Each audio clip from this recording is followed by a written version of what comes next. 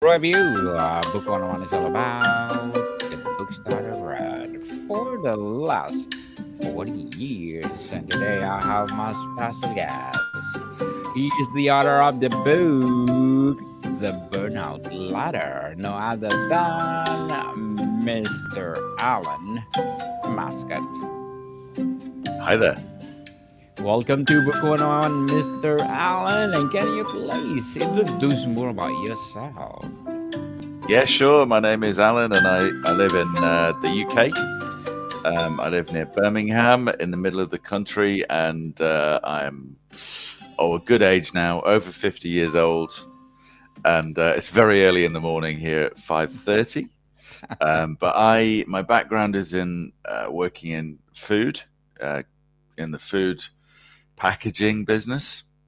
Uh, and more recently, I got into mental well-being, and yeah, I'm a hypnotherapist. I'm a mindfulness teacher, and the reason I got into this was due to having a burnout at work, and hence that is why I wrote the Burnout Ladder, which I published in December last year, and looking forward to talking about it today.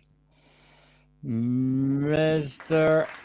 Alan Muskett, thank you so much for sharing your knowledge and wisdom to the world. How do you define the critical difference between a chronic stress and clinical burnout in your latter model, and why is it misdiagnosis dangerous? Did you say why is a misdiagnosis dangerous? Yes. Um, well, I think the book itself is about. It's not about have you actually burnt out. It is, can you see the signs on the way to burnout? Because from the experience that I've had, my own experience, and also talking to others, that it's very difficult to see the first stages of burnout. And what we will talk about is, it's a ladder. These are rungs of a ladder. This is the metaphor that I use. So you start at the bottom rung of the ladder on the very first stage of a burnout, which is like kind of an exciting time when you're taking on something new. And then you go through the various stages where you start to get progressively more stressed, chronic stress, progressively more tired, neglect yourself, and then you start to go into the realms of depression by the time you get to the end of the top of the ladder, and that's when you get actually burnt out. Is there a danger in misdiagnosis? Not in this case. I think it's worthwhile to, if you have any kind of feeling that you are on the journey to burnout, take the assessment, talk to someone, and then just see where you go with it. I think it's as simple as that. Simple as like that. What are the most overlooked physical or behavioral signals indicating someone is running one, two of your burnout ladder? That one of the most missed physical signals. Yes. Well, I think just generally, people tell you that you're pale and tired, and particularly if you're getting up to do a podcast at 5:30 in the morning, um, and that maybe you're putting on a little weight because you're not exercising as much as you did. And I think these things are obvious to see, um, but I think probably it's what's happening inside, and the fact that we are just pushing and pushing and pushing and not looking after ourselves, and the stresses that we take all have a hit physically, but I don't think it's so easy to manifest itself or to see it, if you like, um, until you become ill. Till you get that sense of unease, which could manifest in many different ways, of course. Mr. Allen, what's your simplest 5 minute reset practice for someone who in deep burnout who feels too depleted for meditation or exercise?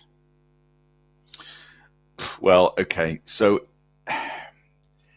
yeah, I mean, meditation, exercise are the probably two of the most important things you can do. Um, but it's talking. From the discussions I've had with many different people now who've been through a burnout journey, the most important thing you could spend 5 minutes on is actually just talking to someone about it.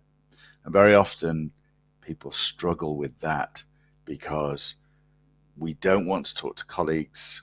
We certainly don't want to talk to our boss because we think that shows some kind of weakness, even to our partner, or even our friends, because we want to be shown to be doing well. We want to be seen to be doing well. But I think to have a conversation with someone when you're too tired to do anything else is the single most important thing to do. Interesting. Mr. Allen, give a verbatim example of how to push back on an unreasonable request without sounding defensive or uncommitted in a high pressure role. Well, I think it's about being open about what your priorities are for yourself. I think we tend to allow our mental health to deteriorate at the expense of the common purpose, if you like, whatever that is at work or if you're doing something for somebody else. We tend to allow that mental health to take a back seat. And I think very often, so if you feel like you're being pushed, then you have to be open and say, actually, I think this is the way things are. This is detrimental to me. And that my mental health here is taking a back seat. And I wouldn't recommend saying this, but I think it's worth having the framework to say, do you think, Mr. Boss, or whoever it is, that what we're doing here is more important than my health? If you have that framework in your head, and you would probably never say that directly, then you would have the right priority for yourself. It's a conversation I've heard before, and I've heard people say that when things have got too difficult. Do you think this job is more important than my health? And that's the simple question you push back onto them. Indeed, It's a hard to tricky do, though, question. Daniel. It's hard to do. For sure, it's hard to do. How do you tag people to track their daily energy drains, investments like finances to prevent depletion? How do they track? What did you Yes, say? yes. How do you teach, or yes, people to track their daily energy drains? Okay, well, it's a really good question. I think it's a lot of it is about self-awareness in terms of not so much the meditation aspect, but a constant checking in with yourself in the sense of, where am I right now? What am I thinking right now? What am I feeling right now? And very often we just find ourselves saying, well, okay, I'm tired. But actually, often we say that when we're not as tired as we think we are, because we get caught up in the narrative of being tired, and then it becomes a new truth. When actually, what you should really do is look beyond the automatic thought that you've put into place, which is, oh, I'm tired, I can't do this, this is terrible, I'm burning out. We just need to sit with that and go a little bit deeper and say, no, how am I really feeling right now? And if you just step back for a couple of seconds and check in on that, then you can really start to understand how much is in the tank. Then you tend to find that, you know what, I'm actually in a slightly better place than I thought I was. But still with the understanding and awareness that I need to look after myself first and foremost, and not to push myself too far. Mr. Allen, let's talk about systemic challenges and leadership. How should employees respond when leaders dismiss burnout as a weakness or promote a resilience after? How do employees respond if employers dismiss it Yes, and a then promote? burnout. And Burnout promote their as a own weak. resilience. Yes. Yeah.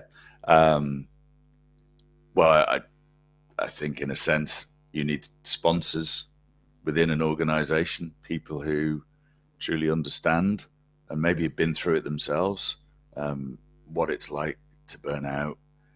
But also, I think you have to vote with your feet, as we say sometimes, which is, and this is something I don't think that's done often enough, which is, just take a little bit of time out. And whether it's a duvet day, so you say to your boss, I'm sorry, I really need some time away. And then that can be done in a planned way. It doesn't have to be, oh, I'm weak and I'm going to let you down today because I just can't face going into work. It's going to be something like, well, I just need to take some time out, and maybe that's on Monday or Tuesday. I'm going to need some time for myself this week. And I think people get more respect for speaking up, standing up, and the more people that do it, this is an epidemic, this is a pandemic, and it's a hidden one. So what we need more people to do is to stand up and say, no, this is a big problem. And I know that's difficult too, because it might mean, yes, you're not going to get paid for that day, maybe if that's the contract you're on. But honestly, in the long run, it's going to do you much more good. I wished I'd spoken up about my own burnout. I barely took any time off at all, but I know that the that was a detriment to me in the long run. If I had looked after myself more, I would have recovered quicker. And to answer the second part of that question about promoting resilience, again, that's about an attitude and a culture within a company that means they're serious about mental health rather than just the results of the company. And that comes from through all levels of an organization. At the top, senior leaders, managers, and employees as well. It's very difficult to do, but usually these things start with a single voice or a story, and people buy into that story, and then they start to change the way they think. Very well said, Mr. Alan. Very well said. Beautifully articulated. Why is focusing on recovery more critical than resilience for those already on higher burnout ranks? Why is focusing on Recovery. recovery? Yes. Well, I think the two things go hand in hand. In recovery, you're also building resilience, because Yes. resilience is not just, in my view, about staying high, staying strong.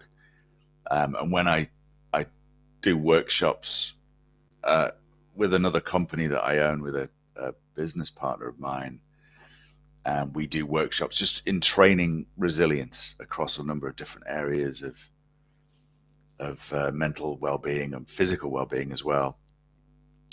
And we always have a discussion about what is resilience, and people always come up with this profile of someone who's kind of bulletproof, and they know when to ask for help, and they know how to prioritize, they know not to dwell on the past, and all these things. But I also think that,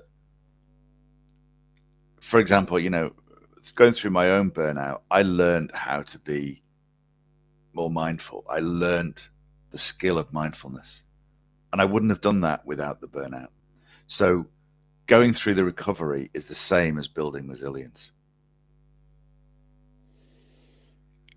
Indeed, resilience, resilience. How does helping people separate self worth from productivity prevent relapse after initial recovery? Well, self-worth, did you say? Yes, Yeah, self sorry, the worth. line cut out a little bit then. Yeah, so well, I think self-worth is where it starts. If you imagine a series of concentric circles about the shield you need to build and the protection you need to have. Self-worth is right at the heart of it, because flowing from that comes the need, if you like, or the natural follow on to follow your own values, follow what it is you're looking for rather than what somebody else wants of you. You know, clearly a lot of burnout sufferers are in that situation because they are people pleasers and they cannot set adequate boundaries. If you work on your self-worth first, then you're more likely to be able to do that. Mr. Allen, as an author, what are your short-term and long-term goals?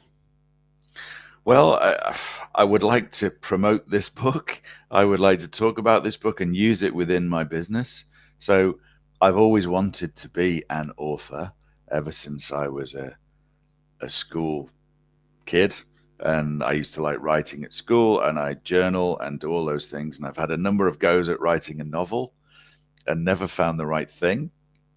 Although I am working on a storyline at the moment, I've got some confidence from actually having written this book, because, as all your other authors will know, and you will know, actually completing a book and the last sort of 10% of it is almost harder than the first 90%. I'm very proud of that and realize that I can actually do more. So I'd like to write a fiction book about this kind of topic. So I think we all know that storytelling is the way to remember and the way to learn. So, and I'm reading a book at the moment, and it's this one called The Zen Monkey and the Lotus Flower, and it's 52 little stories based around Buddhist principles, mindfulness. And it's funny how the stories just stick in your head, even though they're fantastical type stories.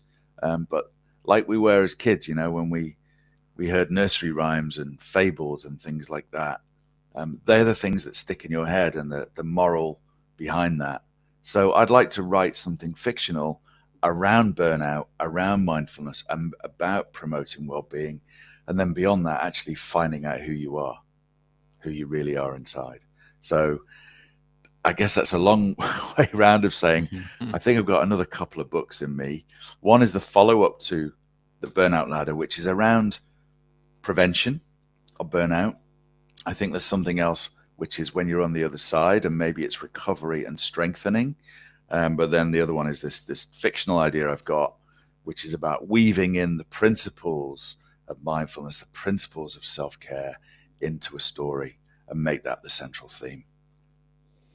Good luck to your goals, Mr. Allen, and looking forward for Thank more you. success. And what would be your piece of advice for those people out there want to write their own book too? I would say it is easier than you think, because as long as you've got an idea and as long as you've got something that you're quite passionate about, um, I I started writing this last summer, at the beginning of last summer, and I would just write 1,000 words a day, which sounds like a lot, but it's actually not a lot. Sort of an hour and a half's work. And then I would just put it away and then come back to it again the next day and just keep adding and adding and adding and building and building and building. The one piece of advice I had, because I self-published, and it was my first book, and I did have a coach, but what I didn't really prepare myself for was that I needed to send it off to the copy editor in a much more polished way than it actually was. I expected far more of them than they were able to give me. And I ended up doing a lot of unnecessary work and correction that I should have done earlier. I should have had my manuscript much more polished. And that doesn't mean to say it's perfect, but much more polished than just a really rough kind of Word document. And give yourself time as well. Don't rush it. Ironically, I nearly did get into a burnout situation myself because I was working from 3 o'clock in the morning till 10, 11 at night, editing and getting my book ready for typesetting, because I had set myself a deadline to get this out before Christmas last year. And that's not smart. So give yourself time. Don't rush it. make sure you're happy with it before you let it go anywhere. Yes, people, and thank you for your advice, Mr. Allen, and hoping those people listening right now or watching us will follow you. What's a common blind spot in your burnout risk assessment tool that users need to watch for? A blind spot. I don't know, because I think I might have a blind spot about that as well. The assessment tool that I have, there's 60 questions in it, 10 questions per rung, 6 rungs of the burnout ladder. Some of them kind of duplicate across each different rung. I would say that the blind spot could be your own blind spot, in that, are you assessing yourself correctly, or should you sit down with somebody else and assess it with you? Somebody who might be able to give you feedback as well. Because you only see your behavior from within. You don't see how you are actually portraying yourself to the outside world. And I know on one other journey I was on, which was a potential burnout situation, I remember it was only years later that a friend told me that he'd been very worried about me, and all my friends have been worried about me. And I didn't realize that was happening. So while I'm trying to promote self-awareness of burnout, because that is the thing that I think we lack until we start to get deep into it, you also need a 360 view as well. So keep talking to people and people close to you. Mr. Allen, why do high achievers struggle most with self compassion? And what's your breakthrough exercise to overcome this? I think high achievers are just so driven that they're always thinking about the gap to perfection. And so, is it a breakthrough exercise? I don't know. It's a very simple one. Is stop for a moment thinking about where you need to go. Think about where you've gone. And that doesn't mean you have to quell your ambition as a high achiever, because we all know high achievers want to get on. They want to continually move forward. But just to stop and look back and think how far you've gone can give you some strength as well. And rather than beat yourself up about the things that you're not quite achieving or not quite good enough at, then you can give yourself some strength from saying, this is what I have done. These are the skills I've got. It might make you just think in a different way. So actually, it's simply a case of journaling, thinking, writing down a little bit of, what have I done well? And it could be, what have I done well today? Or what have I done well in my life or my career or this job so far? Very well said, Mr. Allen. Very well said. What single non negotiable weekly practice keeps people securely on rank one? The one practice, do I have to choose just one? Yes, please. Just one. Keep moving. Exercise. Yes, exercise indeed. Even you are busy, busy, please do exercise. Just like me, I'm so busy, busy, I forgot to exercise. And No Mr. good. Allen, Mr. Allen, before we wrap up our discussion for today, I'm inviting you to please do listen to my other podcast, people. My other podcast, because Abstract Essay is already in fifth season, Abstract Poetry in second season, and of course, my book 101 review in fifth season too, Comedy 101 in second season, and of course, my Food 101 in fifth season as well. Geography 101 in fourth season, and my baby podcast, Law 101 and Mental Health 101. Love Letters in third season, Movie 101 Review and Music 101 in fourth season, and Science 101 and Sex 101 in first season. Please listen to them wherever you listen your podcast. Mr. Allen, when does your model acknowledge the individual coping fails and systemic organizational change is the only solution to burnout? Well, there is a chapter in the book about what an organization needs to do and the environment it needs to provide around preventing burnout. But the accent really is significantly upon us as an individual. I don't actually blame anybody else or any other company for my burnout. It was entirely my choice. It was the way I reacted to the situation I was in. And I think it only takes very small tweaks, very small changes in a mindset, which comes from practice. You know, in my case, it was a mindfulness and meditation practice and can take years to get right. And even now, I obviously get lost in thought streams and issues and then blame others rather than myself. So I think that, yeah, the company can do something, but actually it's down to us as individuals. Mr. Alan Muskett, again, thank you so much for sharing your knowledge and wisdom to the world. So, can you please invite our listeners to support the Burnout Ladder? Buy the Burnout Ladder. It's available in paperback and on ebook. It will be available in audiobook as well. Presumably, I think, hopefully by the autumn, if things go well. So, yeah, buy it. This will help keep you healthy. Don't have to think of it as burning out. Think of it as a mental, physical well-being guide and handy companion for you. Handy companion, people. Yes, let's support Mr. Alan Muskett because if you support him, more and more and more empowering books like this to come. So, Mr. Alan, thank you so much for your time. Thank you. Been a pleasure speaking with you this morning. More to come, people. See you soon.